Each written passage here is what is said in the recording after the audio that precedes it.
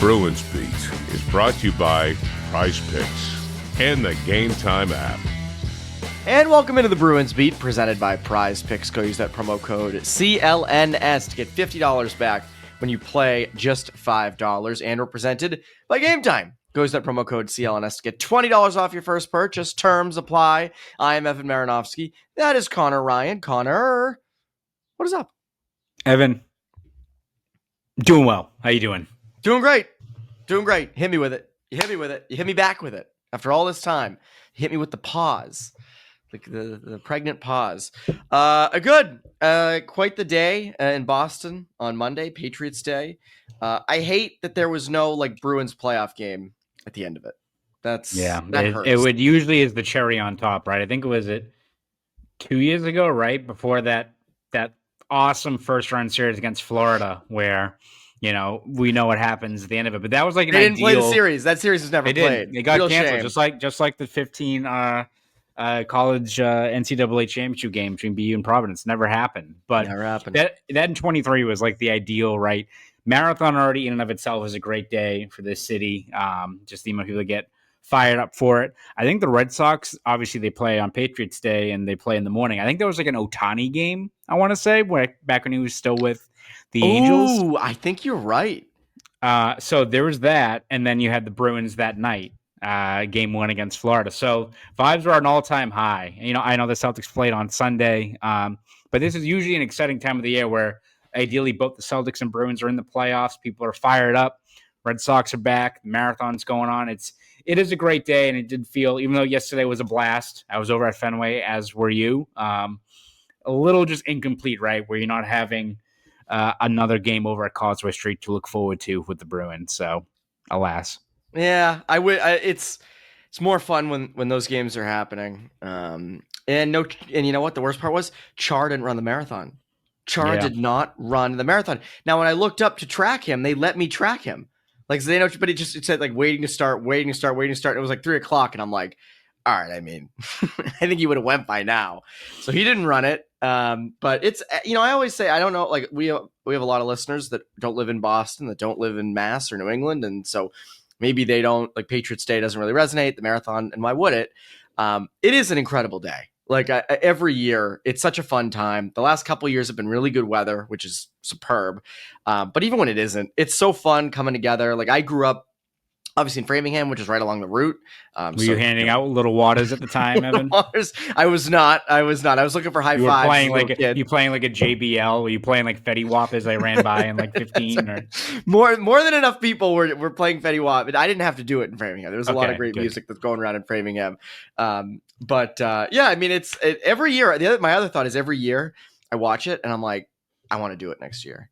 And then I'll run 2 miles, at the gym, or I'll run 2 miles outside, and I'm like, no way, no way, no. It's like that. It's maybe at some point, but not now.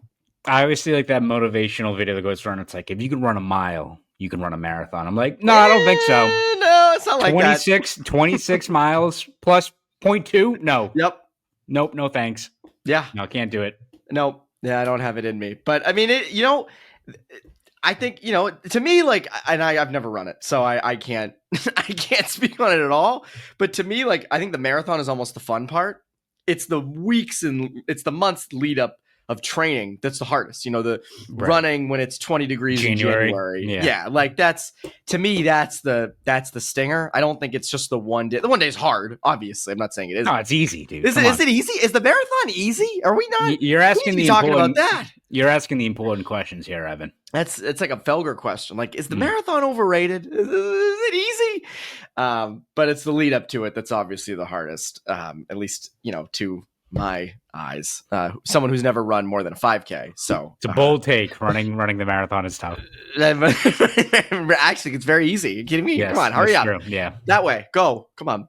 But it is an incredible day. I always love it. And then the Red Sox are the cherry on top, and you hope that the Bruins are playing, and they didn't this season. So hopefully maybe next year we'll get it.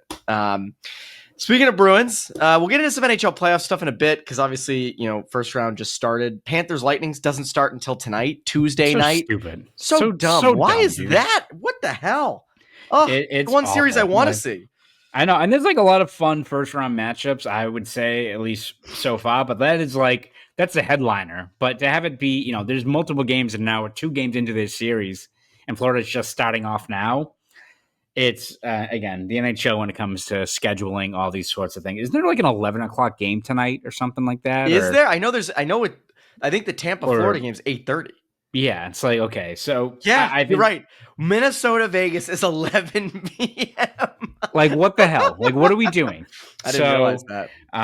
Again, once again, the NHL, you can always trust them to either overthink things or have really ill-advised ways of propping up their playoffs. Should be the most exciting time of the year, but as they're contending with the NFL draft and the NBA playoffs, all that stuff, they tend to overlook these things, like the Florida Panthers and the Bruins. It invades their brain and they can't get through it. So that is one thing you do have to contend with, is the NHL always fumbling the bag when it comes to this kinds of stuff. And take Tuesday night. You guys are probably listening to this after the games have been played, but like Devils Hurricanes at 6, Senators Leafs at 7:30, Panthers Lightning at 8:30. So trying to space them out a little bit, but then Wild Knights at 11.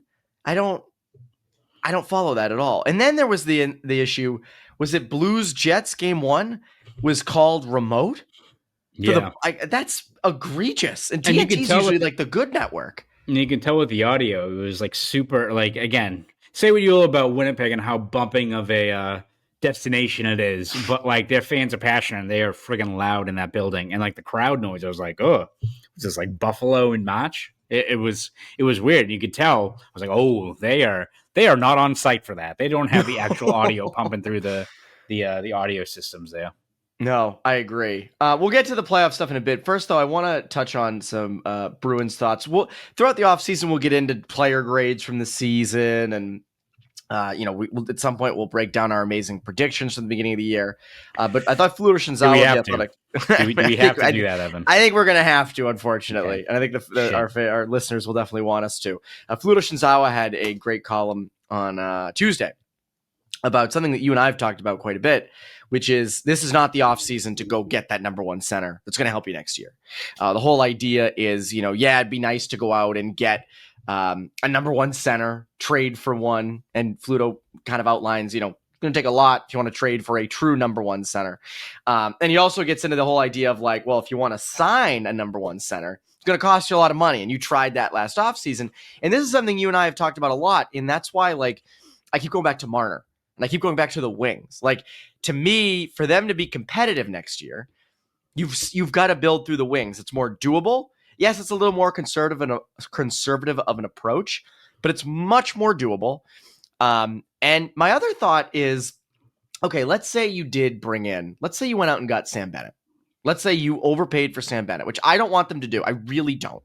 I do not want them to overpay for Sam Bennett. What's he, like 29 or 28? 29. And like, he's never been a high producer. So it's not like he's going to be like, he's putting up 70 points. I think his high is like 50 something.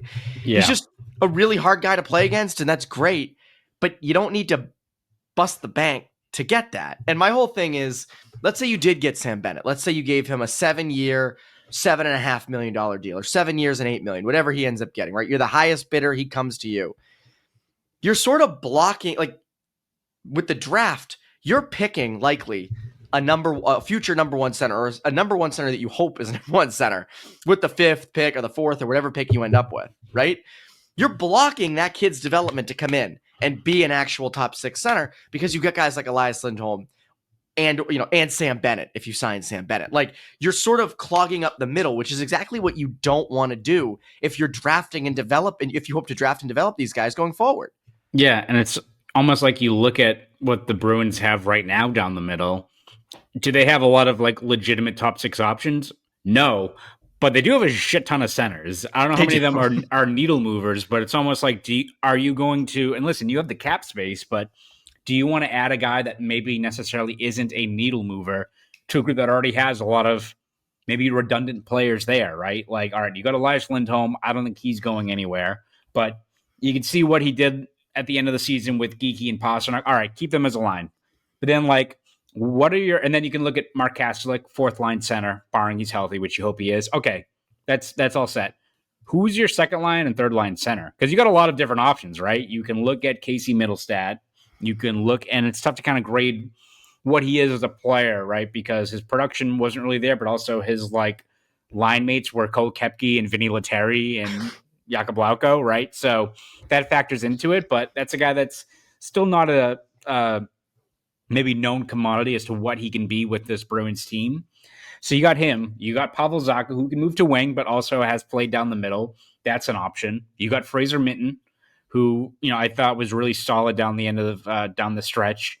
Probably more of a 3C at the NHL level, but we'll see what kind of plays out there. And then you also have like Matthew Poitras, who like, what are the expectations for him next year, right? Is he due for a larger role? We've seen what he's done in Providence, and the numbers are there, but is this upcoming year the one where he takes another step forward and maybe realizes his potential of being a potential 50-point playmaking center? Like, we don't know yet, but it also isn't going to help him or Minton or anyone else if you then add to that pipeline, or that logjam rather, with a player like Bennett, who again is a good player. He's the type of player that you look at the way he's valued. He's someone that you go after if you're a contending team that wants to get over the top. You're missing a piece. He's the guy that adds some grit, some sandpaper, and can complement the rest of your lineup. And he's a guy that kind of rounds out your roster. He shouldn't be the guy that you give 7 years and $8.5 million to drive play on a line, right? He's not that type of player. Agree. He's a good player, but he's almost like his value is best when he's part of the sum of your parts, right? Of a forward group. And you can see where he really shines on a team like Florida that has a lot of talent, a lot of guys that complement each other. So yeah, if your option is either, all right, we have all this cap space, do we sign Bennett to a deal like that, or sign better players that, will maximize their value more on the wing? I'd rather do that. And listen, it's not saying that, between Zacha and Lindholm and Middlestat and Poitras and Minton and whoever they draft in the first round, they're fine, like down the middle. They're not, right? But like, you can only do so much with the kind of the hands that are dealt to you this offseason, and just the amount of free agent centermen out there aren't worth it in terms of allocating whatever money you have out there. So I think that's the important thing. The most pressing need is talent down the middle, but this offseason, this summer is not the time to do it unless you're looking at a trade, an offer sheet, or something like that. So I think that kind of looms large. Like, we know what their priorities are, but it's what's out there. And down the middle, not a lot of guys that you're going to sign and next year they're going to help right the ship. I just don't see that. I don't either. And I think when it comes to a trade too, right? Like, we see this every year. Yeah, there's a couple guys who get dealt that you didn't see coming that kind of happen, in exit meetings, things like that. But even like, to get Eichel, Alex Tuck, Peyton Krebs, 2022 first and a 2023 second. Like, that's not cheap. Now, you do have more assets now. So if a center does become available, if it's an Elias Pettersson or someone like that, you can compete. But I don't know. I'd rather you draft and develop. And again, I think this offseason, when you're trying to improve the team for next year, as we always say, to maximize David Pasternak's window, his prime, building off the wings is easier. I think it's more doable. And Marner's going to be a lot of money. We say that, we'll talk about this probably every episode, where like, and I've seen some Bruins fans already say he shouldn't make more than David Pastrnak. You shouldn't have anybody on the roster making more than David Pastrnak. And that's archaic. I just go back to that's archaic thinking. Like, that's going to be thinking that keeps you where you are. Like, markets change. There was a time, a couple years ago when Pastrnak signed that, he was one of the highest paid guys. The market's moved. The cap's going up. Guys are going to make a lot more money. They're going to be players who Pastrnak is way better than. And he's going to make less than those guys because when you sign the deal, Sidney Crosby's amazing. Now, Crosby also wants to make $8.7 million, but still, like, there are going to be guys who make more than Sidney Crosby who are not better than Sidney Crosby. So the Marner thing, I think I keep going back to, of like, that's your ticket. I'm not saying you're going to be a cup contender or just nasty or anything like that, but I will beat the drum forever. He would make you better. And he would make that second line better. And I think he would elevate the guys around him. I keep going back to that. So I'll never stop the Marner train. No, again, you're just looking for guys that can elevate your roster. And like in this offseason, especially, you don't have the assets to go and sign, Ehlers and Besser and Martin. Like you don't have the means to do that, right? Yeah, you can't. But if you're just looking for a guy, especially in Marner, where again, Rome's not built in a day, you're not able to build a contending roster or legitimate Stanley Cup contender, I think, in one offseason. But a guy like Marner just makes it kind of similar to Pastrnak, where even if his line mates aren't NHL proven all-stars or stuff like that, they're still, Marner's so good that he can elevate the cast around him. So if he's playing with Pavel Zacha and, Potra or someone else like that, it remains to be seen like what his line mates would be, and that's a question for another day. Let Bruins have to sign him first. But because my God, I was just thinking like Don Sweeney talked about on like the Nesson broadcast. I think maybe it was the second to the last game of the year. He was like, "Yeah, we have a lot of pass first guys, like a line of Middlestat, Zacha, and Marner. Like no one's scoring that any goals. Never shooting the puck ever." But again, you'd have to find the right guys to put around him. But Marner's so good that he can, I think, elevate a lot of players. Same as Pastrnak with Geeky and Lindholm. So yeah, like. Your best bet at being a contending team for the long haul is getting talent down the middle. But if you're able to spend the money to get a guy like Marner who elevates your second line just by his presence alone, and you then have the options of like what Poitras does, what, Minton can do, what your 2025 first round pick can do. Like, I don't think that, Frundell or Denoyer or one of those guys is helping out next year. But if you have that in your pipeline and he's putting up numbers in the OHL or wherever they may be, and they look like they're a legitimate top six center down the road, well, you can compete in 25-26 with the team that you've built right there, and you've got a legitimate, potential franchise pillar coming in another year or two. That seems like probably the best case scenario, or I think probably more importantly, the most realistic scenario. The best case scenario is Elias Pettersson or someone like that, but I don't know if that's going to be the case. So if you're able to add talent at the wing where there's a lot of options out there, and then let the center position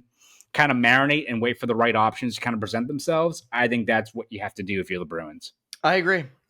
We'll get into some more center stuff in a second, but first, our friends over at Prize Picks cash in on the basketball playoffs with Prize Picks. Don't miss your last chance to add your favorite players from the court to your Prize Picks lineup, whether it's points, rebounds, assists. Take your pick of more or less for your shot to win up to 2,000 times your cash today. Turn your playoff hot takes into tickets to basketball's championship series, starting with the play-in round. Every lineup you make on Prize Picks will enter you in the takes to ticket sweepstakes, which could get you and a +1 a VI trip to the ship. You have a chance to go to the championship. That's about as good as it gets. Prize Picks is the best place to win cash while watching sports. Join millions of users and sign up today. By the way, every Tuesday, Prize Picks will discount several projections on the board, usually by 15 to 20%. That's Taco Tuesday. And Fridays, there's Flex Fridays. Make sure you opt in and tap the checkbox in your lineup builder to be eligible for the projected play. Choose squares from any game on the board. If your lineup does not win, you get your net losses back in promo funds up to your promo limit as soon as the lineup settles. There's also the basketball playoffs. As I mentioned, they're here. MLB is in full swing. The baseball is going. Red Sox are pretty good. So I wouldn't shy away from dabbling in some baseball on Prize Picks either. And hockey playoffs.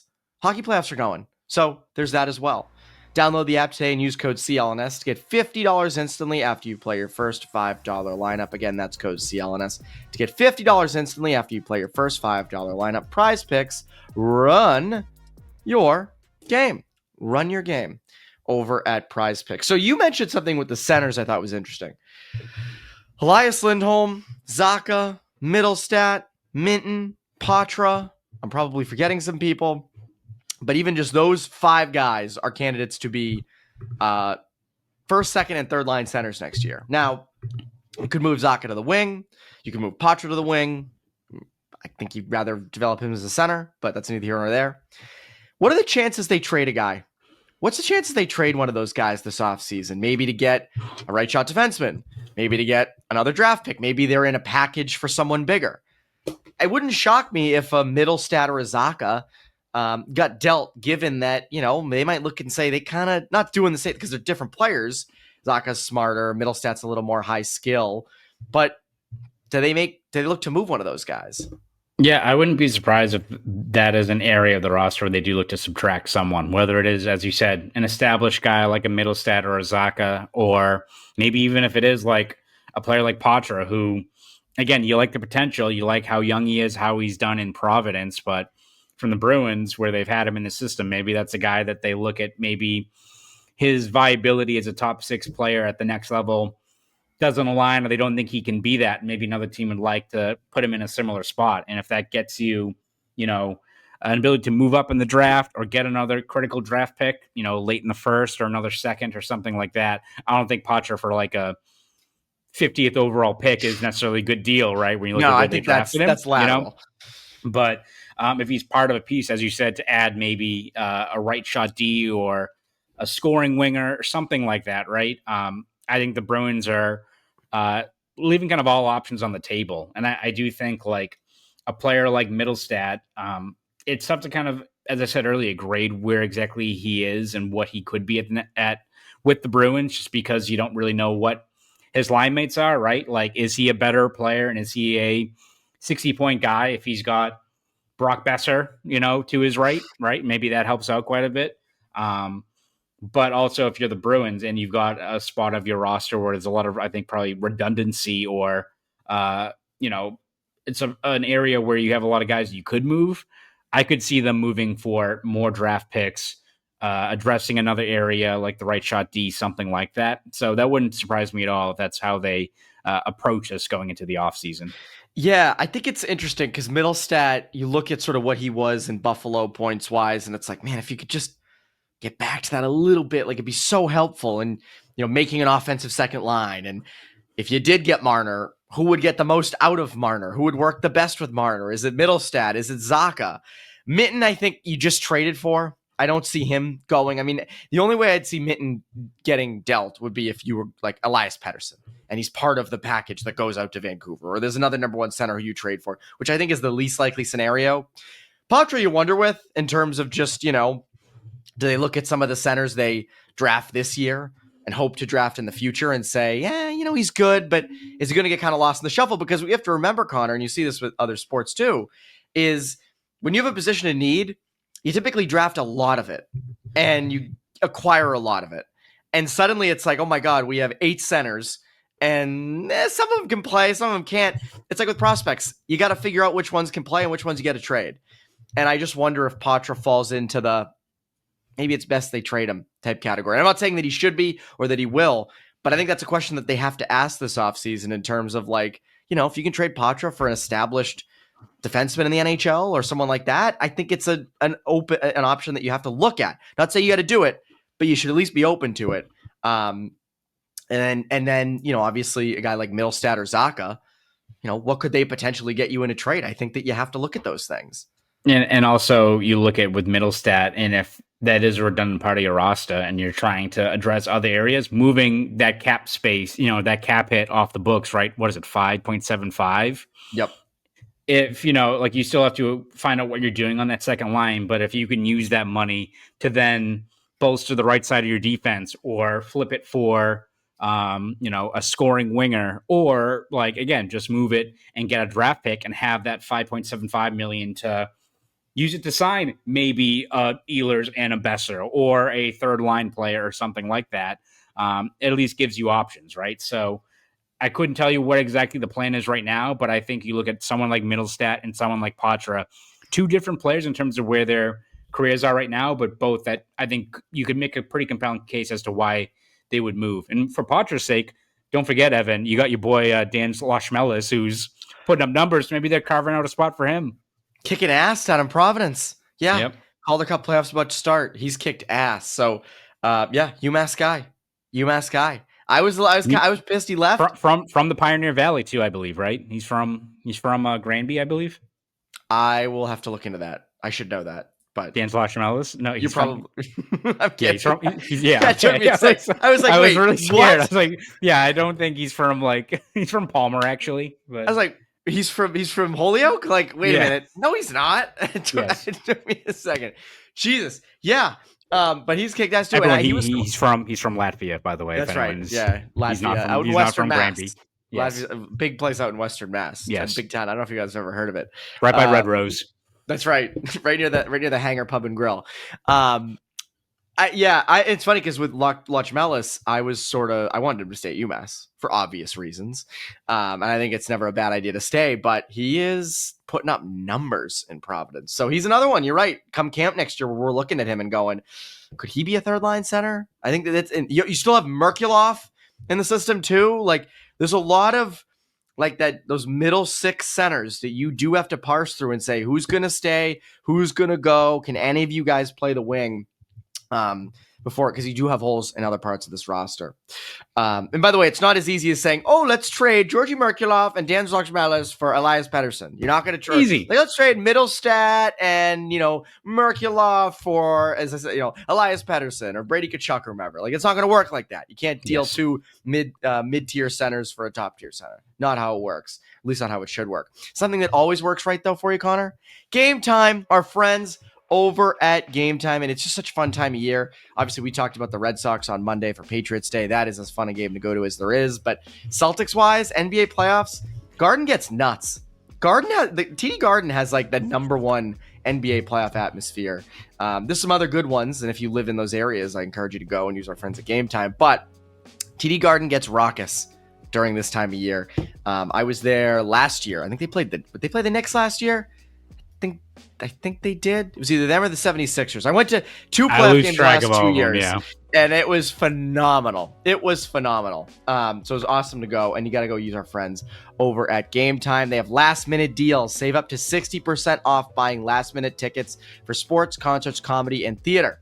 Zone deals. Save even more when you choose a section and let Game Time choose the seats. There's all-in pricing. You toggle this feature, and it shows the total up front with no surprise fees at checkout. There's seat views. You get a panoramic view from your seat in the app before you buy. Lowest price guarantee, or Game Time will credit you 110% of the difference. And Game Time ticket coverage. Your purchase is covered with the most flexible customer service policy in the ticketing industry. So take the guesswork out of buying tickets with Game Time. Download the Game Time app, create an account, and use code CLNS for $20 off your first purchase. Terms apply. Again, create an account and redeem code CLNS for $20 off. Download the Game Time app today. Connor, what time is it? Game time. Game time. It's game time. Last minute tickets, lowest price, guaranteed. NHL playoffs have started. We teased this earlier. We'd talk a little bit about it. I know it's bittersweet for Bruins fans. Not so great for former Bruins or former Bruins coaches. Jim Montgomery down 2-0 right now against the Jets. Linus Ullmark, obviously only one game, but had a tough start against Toronto the other night.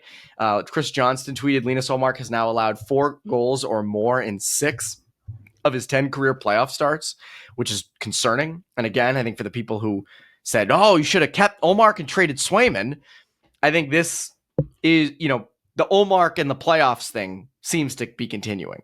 Yeah, I think that's where you look at, and listen, I get, especially coming off of this season, Jeremy Swayman, bit of a divisive, I'd say, player in terms of Bruins fans in the discourse, right, at this point. But yeah, you look at, and we're not sugarcoating what this past year was for him. It was a disaster. But if you're looking at moving forward where Swayman and Ullmark have the same contracts, right, in terms of the same payout, $8.25 million? Yep. Who would you rather have moving forward? Would you rather have Ullmark, who's 4 years older than him? And again, regular season, great numbers. Playoffs, the track record isn't great. Or would you rather have Swayman, who has had a bad year, and we all agree, was not pretty, but has a track record of being a good goalie and has really good playoff numbers?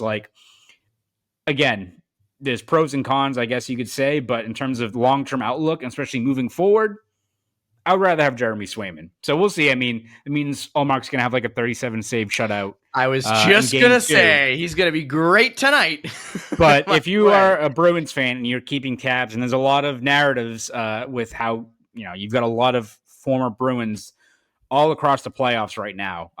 If you're looking at avoiding a situation like 2 years ago where Bruce Cassidy leads Vegas to a Stanley Cup, which very well could happen again, which would be more egg on their face. But if Omar continues to struggle and if Montgomery and the Blues bow out in the first round, that'll at least quiet some things. Like, not going to absolve this team for everything that went wrong this year, but if Montgomery goes on a run with St. Louis or Omar leads the Sens on a great playoff run, that's going to sting quite a bit.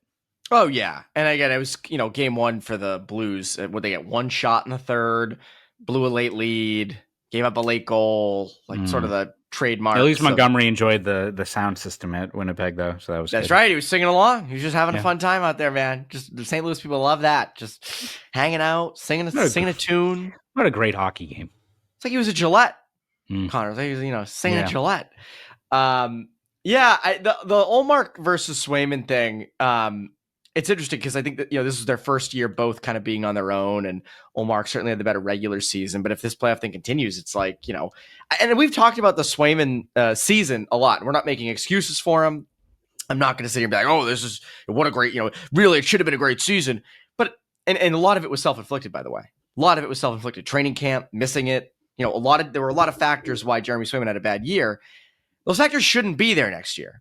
So again, if you're projecting, it's like, all right, I project him to be good again next year. I don't, if he's bad, and as I said 1,000 times, if we're sitting here a year from now and he had the same season he had this year, next year, we're going to be singing a very different tune. But just going off of what we have here, I take Swayman.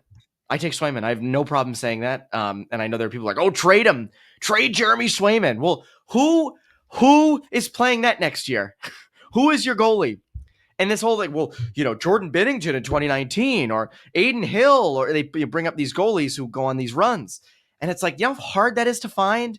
Yeah, for every one of those guys, there's 10 who teams try who don't look good. Was it Logan Thompson for the Caps on Monday night? He looked very good. No, he didn't really look that great. He's been okay this year. Didn't look amazing. Montembeault for the Canadiens. So again, I just I get sick of that stuff. So keep watching the playoffs. The Stars Avalanche series is awesome. Oh my God! I will say, Charlie Coyle's had a good run for Colorado, which is good to see. Again, a guy who I think, if he's a 3C or more of a supporting player, I think is where you really see his value, and kind of similar to what he was with the Bruins in 19. You see where his value is so far with Colorado this year. So good to see him doing well. I think Frederick even had an assist in the Oilers game, but I think he played 9 minutes. So you have a couple of guys that are either in reserved roles or Justin Brazeau not getting power play time for Minnesota. I'm like, why did you get him then? I don't understand. I'll never understand that move. Yeah. That didn't seem like it would do very much. And again, Brandon Carlo with the Leafs. I know everybody hates for me to say this. I kind of root for Brandon Carlo. I do. Likeable guy, good guy, always great to deal with. I want to see him succeed.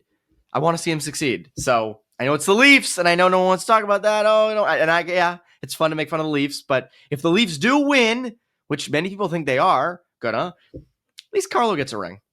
Yeah, that's I can. And you got Montreal. That. Montreal is now getting back into contention, so people can divert some of their hatred at them again. They're live streaming 19-year-old kids walking through airports.